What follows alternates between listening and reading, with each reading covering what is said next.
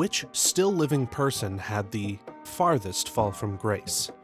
Story 1. Bill Cosby. To be honest, the only person that I can think of who had a more wholesome reputation was Mr. Rogers. To be considered America's dad as an African-American man in the 1980s was unfathomable, and to fall from that peak to the level that he fell is, in my opinion, the farthest fall from grace in the history of pop culture. I'm not from the UK and had never heard of Savile until all this crap came out, but after watching some documentaries about it, there are so many clips of him being extremely creepy. One that sticks out in my mind is when he's talking to a bedridden patient in one of those hospitals he frequented so he could be around underprivileged kids. The patient is a teen girl and says she doesn't like Savile or something like that. He says in a joking/mocking tone, "Aw, what did I ever do to you?" And she replies, "Everything." Her voice is breaking and she sounds traumatized as hell, and Savile just laughs.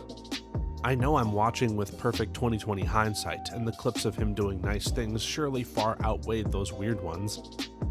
But yikes. His whole persona was extremely off-putting to me. He made a lot of gross sex jokes for someone who was supposed to be so wholesome too. On the topic of Cosby, I imagine most people are too young to remember just how huge and revered he became in the 80s. Totally America's dad, just as much a popular paragon of wholesome virtue as Mr. Rogers. But even more successful and famous, not to mention an extremely successful stand-up career in the 60s and 70s. I think The Cosby Show is still near the top of most successful sitcoms ever. A while back, I watched The Cosby Show again with my kids. It still is, I think, the best family sitcom ever made. The parents were smart. They loved their kids, but were stern when they weren't acting right. The kids were always respectful to everyone. And it was really funny.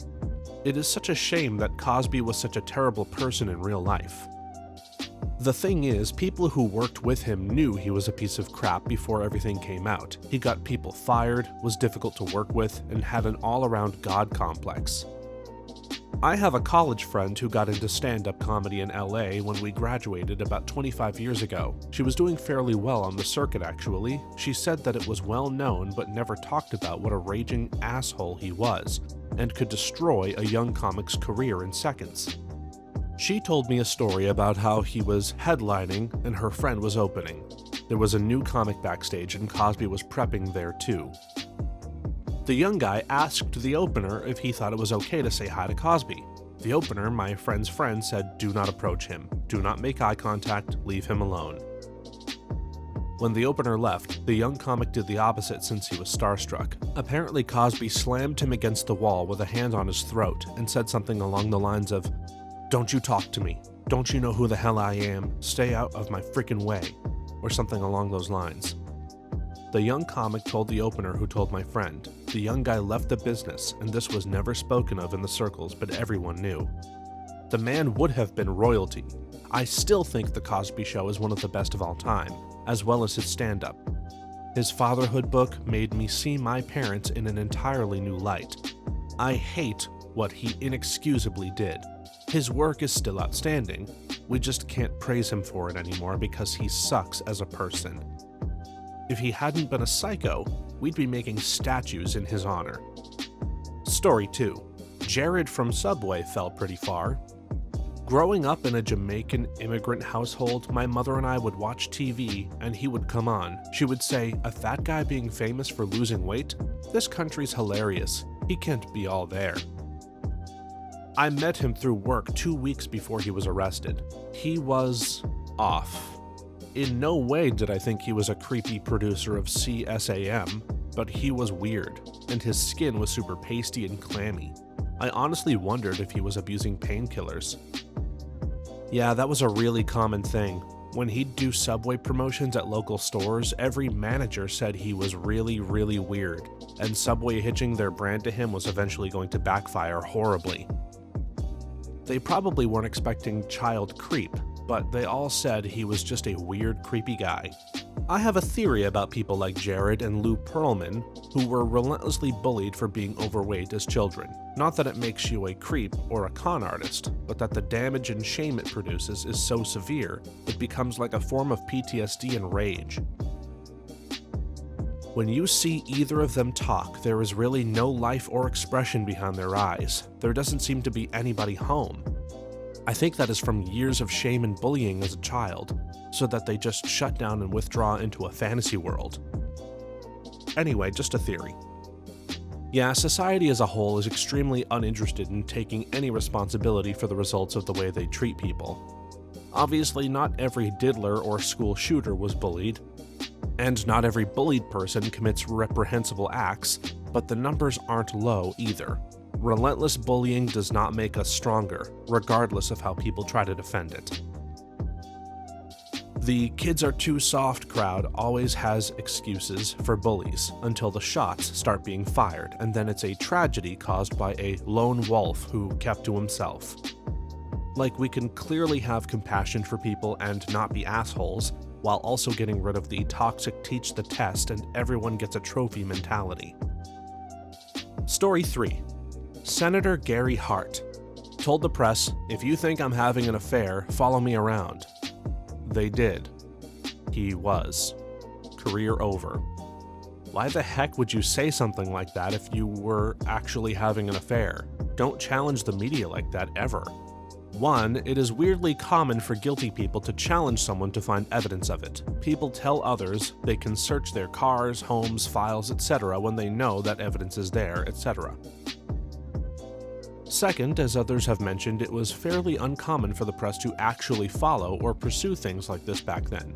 Even more so for them to actually report on it. I would imagine the amount of well-known but unreported things that people, specifically famous people, have going on is probably highly disturbing. He wasn't. The whole thing was a Republican OP, which has come out thanks to a terrific James Fallows piece in The Atlantic about 8 years ago. Lee Atwater, like the Karl Rove of the 80s, arranged for William Broadhurst, a political fundraiser, to invite Hart to come on a boat ride. He arranged for young women to be invited aboard, and swapped out the boat at the last minute, from one with a completely unmemorable name to the Monkey Business. Atwater also persuaded Broadhurst to forget to check in with customs clearance at Bimini before closing time, so that the boat unexpectedly had to stay overnight there. The entire thing was a setup to get that infamous photo of a woman with Hart in front of the boat name Monkey Business, and to get the overnight stay, so that it looked like Hart was having an affair. I wasn't thinking of politicians, now I'm thinking of John Edwards. He had this folksy image, which was further elevated when his wife got cancer and he stayed with her. Unfortunately for him, it was discovered that he had a mistress, while his wife was losing her battle with the disease. John used campaign funds to cover up his affair and the resulting pregnancy. He was tried, but most charges ended in a mistrial. His political career ended because he was affiliated with a party that cared about character. Story 4. Giuliani. This. 9/11 made this guy appear to be a hero. He could have been president himself, but then he went and acted like the scumbag he really is. Even before 9/11, he spearheaded the first successful RICO cases to break the Italian mafia. He has real bona fide in his past. Probably some turds too. If your only real exposure to him was hearing about his success as a prosecutor in the past and how loved he was during the 9/11 era, and then someone showed you the Borat video or the melting hair dye photo, I bet you'd have a hard time believing he was one and the same. I'm not arguing, just adding some fun context to the dogpile on Rudy. He didn't even develop the theory behind RICO. He applied it successfully for the first time. It's no small feat to do what he did, but the government and deployment of the argument is one of the most remarkable collaborative efforts in contemporary legal history. His diminishing of others' role in the endeavor is sickening to me. His efficacy in cleaning the streets stemmed from his broken window policy. which has proven to be exploitative of socioeconomic differences. His policy continued to starve struggling communities, and his goal was to jail the impoverished. You'll notice a parallel in the tanking housing market and the Supreme Court effectively making homelessness illegal. In the wake of 9/11, he portrayed a woman proven to be lying about being a survivor of the attack. A lot of people got by that, but it's a bad look, Rudy. F this dude, man. Giuliani is a scumbag, but it's worth framing his fall as the scourge of alcoholism.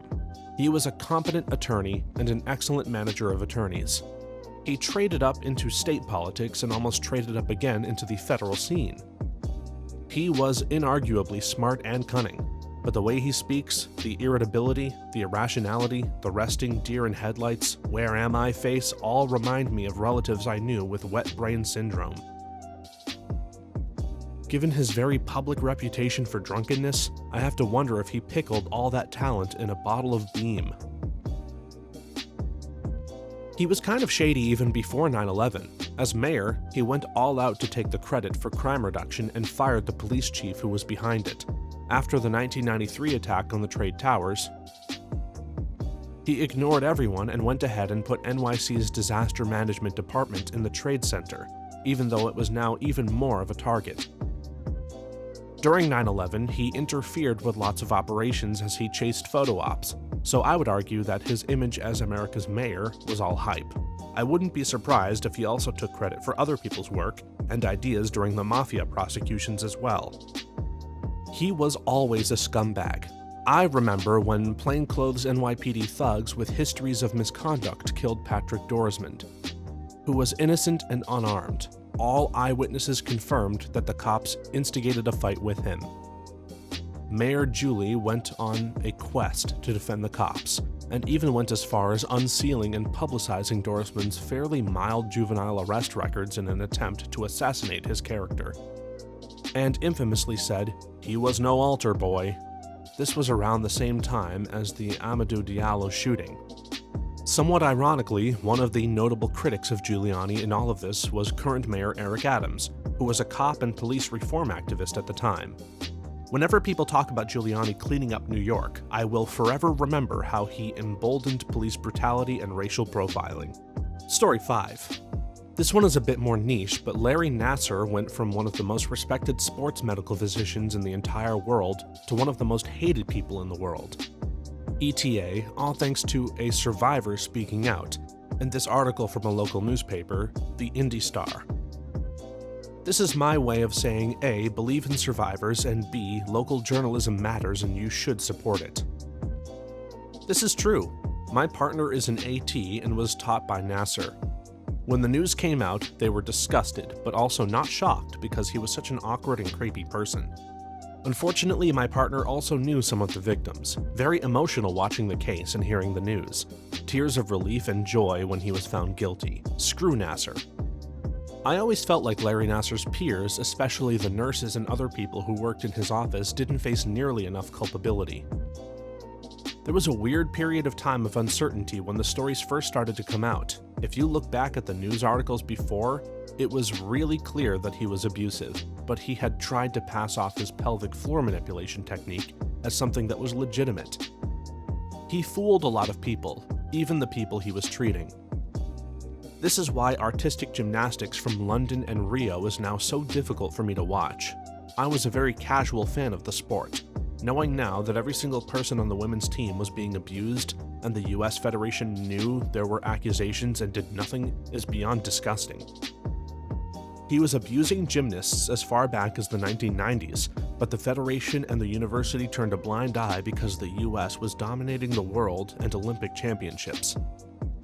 Story 6. Oscar Pistorius was a huge name as Blade Runner and had a massive platform/opportunity to really be the first Paralympics megastar.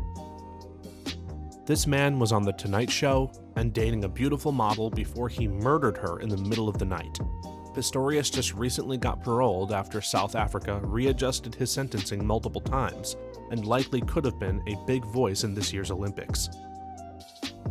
His whole case was a debacle from start to finish. The first judge he had We don't do juries like America. Your case is decided by a judge of either 1 or 3. Seemed to disregard pretty much all the evidence in favor of a heavily reduced sentence, and then she immediately retired. Once the case was revisited, he was given a much harsher sentence by a different judge, who we assume wasn't paid off, and then he got parole after only serving a fraction of his sentence. When he was sentenced to house arrest, after his first parole, the memes were great. Mizanci doesn't play. The best one I saw was Oscar Pistorius has been sentenced to house arrest. Guests are advised not to use the bathroom. The dude's a sociopath and will probably end up killing someone else. Imagine your options are to break up with your girlfriend or murder her and pretend that you thought it was a home invasion. He chose option B. One thing that I think proves his guilt above all else that doesn't seem to have been widely reported is the fact that her clothes were found on the floor outside, having been thrown out the bedroom window. I read an interview with her dad, and he said he went to visit him in jail and asked him to explain that, and Oscar just stayed silent. Just that one fact alone makes it pretty obvious to me that she was attempting to pack up some things and leave him, and he turned angry and violent and threw them out the window, and she sought safe refuge in the bathroom. Nothing in his chain of events, as far as I'm aware, has ever addressed this and tried to explain what the clothes were doing there. For me, it was, from the go, the fact that the bathroom door was locked.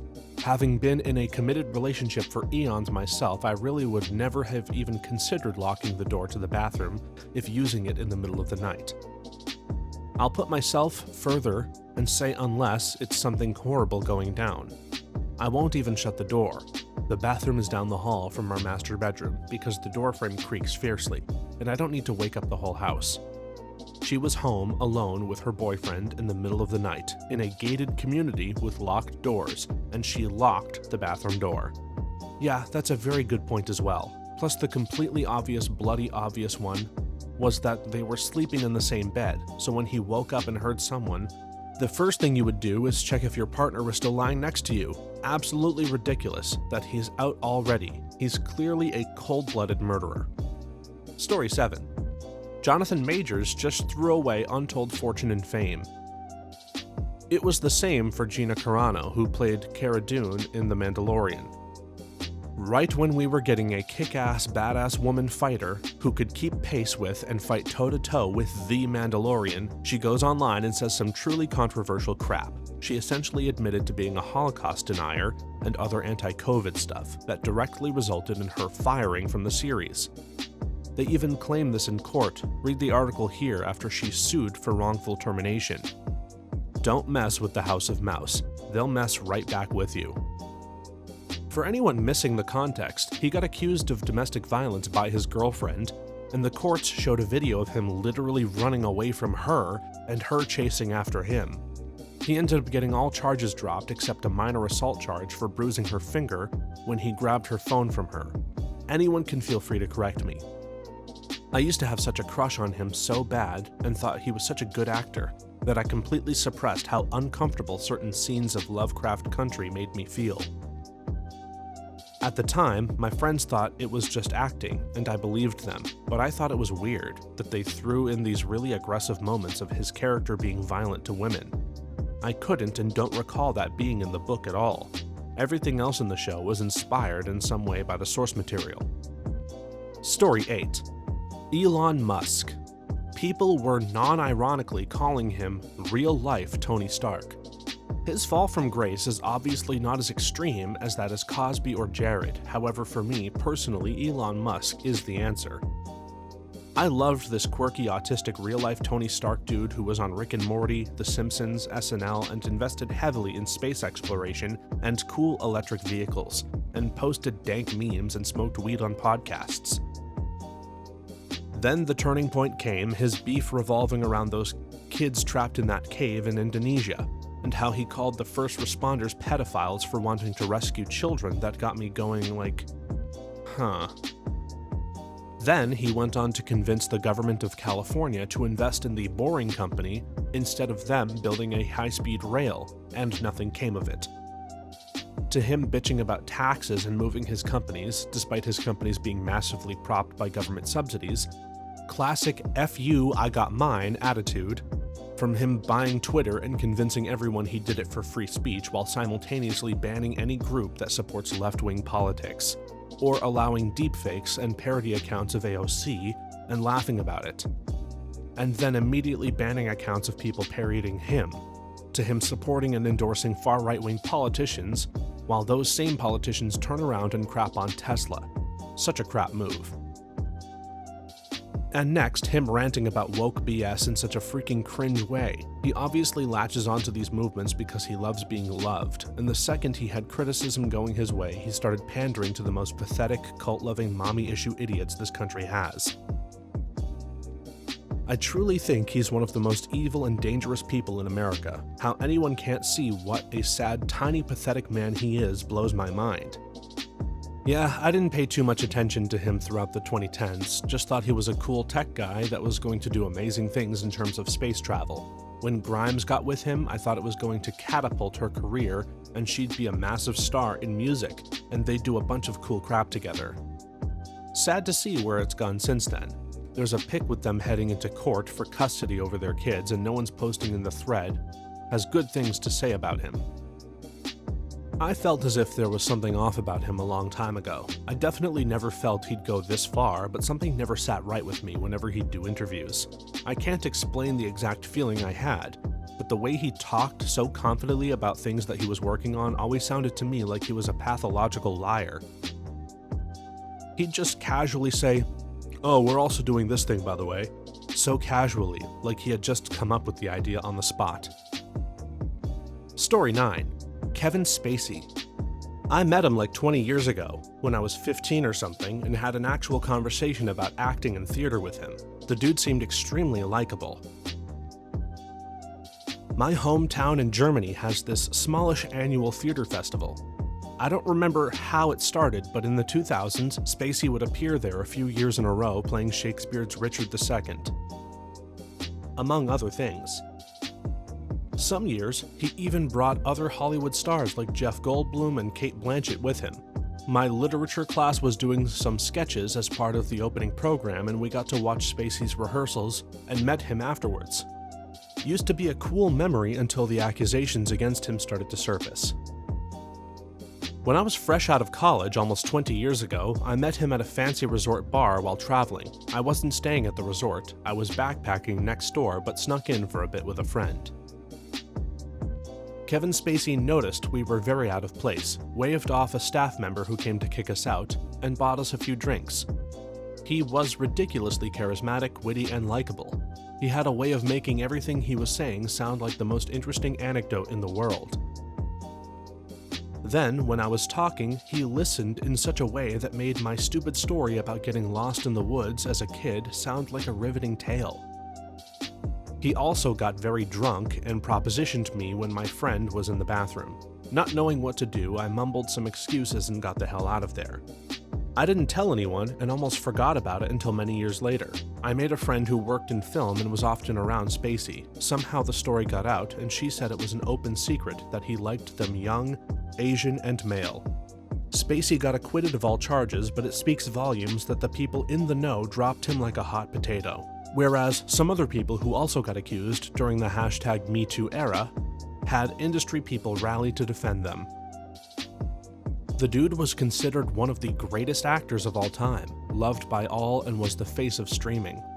Without him advocating for, and his role as Frank Underwood in House of Cards, the streaming revolution would be very different, with Netflix probably not being as big as it is today.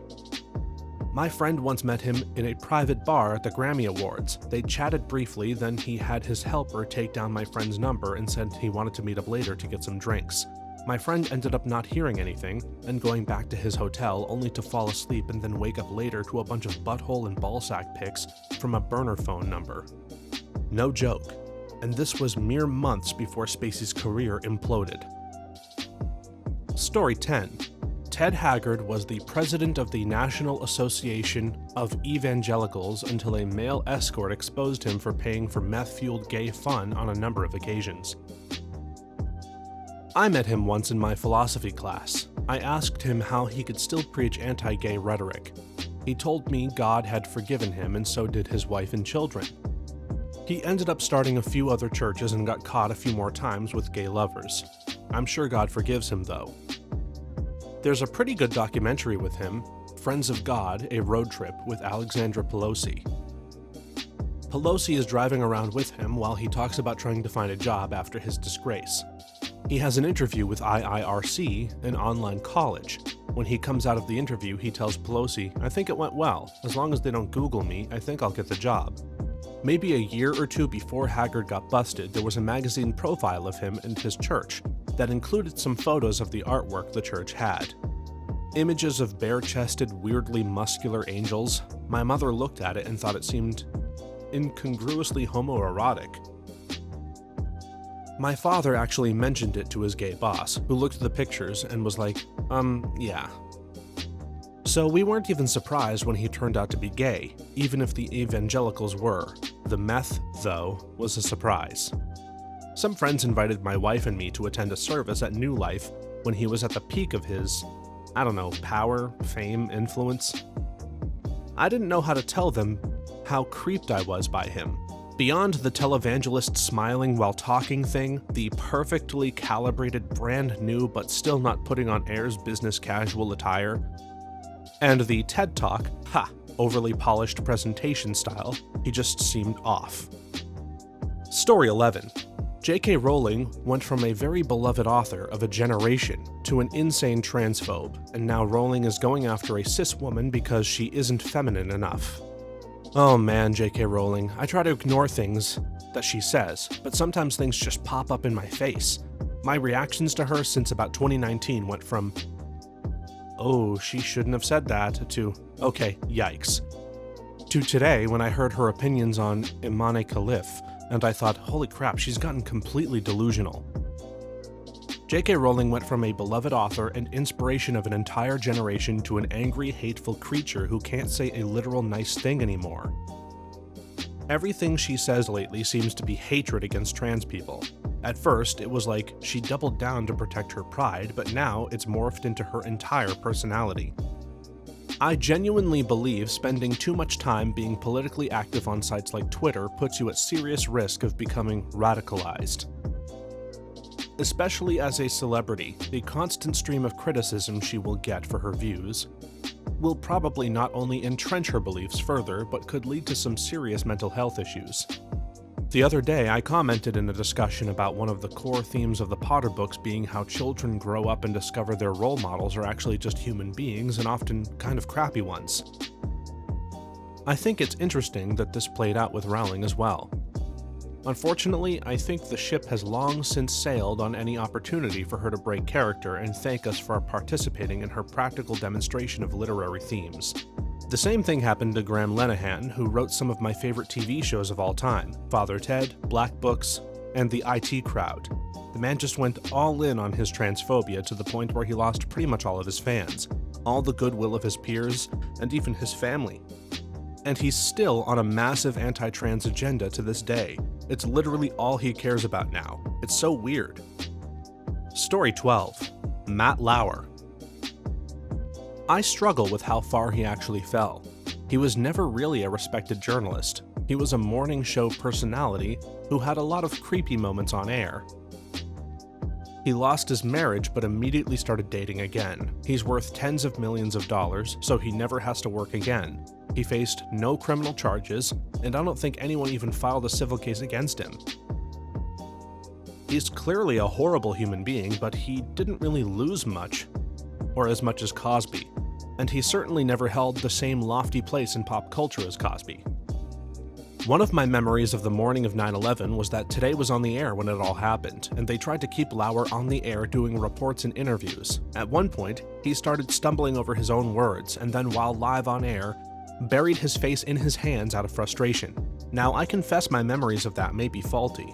It was a crazy day, so I may be misremembering, and even if I'm right, I'm willing to give the guy a little leeway. The events were overwhelming, and we're all human, and we were trying our best in a very difficult circumstance. But yeah, they cut away from Lauer and let Brokaw take over with the quickness, which is what I remember about Lauer that day.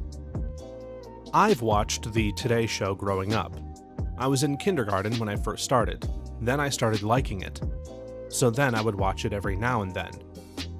Fast forward to now, high school, I watch it every other weekday morning. I was watching it the day they announced their firing of Matt. I was in 3rd grade.